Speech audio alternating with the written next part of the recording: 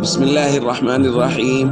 عن سعد بن أبي وقاص رضي الله تعالى عنه قال قال رسول الله صلى الله تعالى عليه وسلم في الحديث: يا ابن الخطاب والذي نفسي بيده ما لقيك الشيطان سالكا فجا قط إلا سلك فجا غير فج. رواہ البخاری۔ نبی کریم صلی اللہ علیہ وسلم نے حضرت عمر رضی اللہ تعالیٰ عنہ کو مخاطب کر کے ارشاد فرمایا کہ قسم ہے اس ذات کی جس کے قبضہ میں محمد صلی اللہ علیہ وسلم کی جان ہے، شیطان تمہیں کسی راستے پر چلتا ہوا دیکھتا ہے تو وہ راستہ بدل کر دوسرے راستے پر چلنا شروع کر دیتا ہے۔ تو دوستو، جس راستے پر حضرت عمر چل رہے ہوں، شیطان اس راستے پر بھی نہیں چلتا، اس راستے سے بھاگتا ہے شیطان۔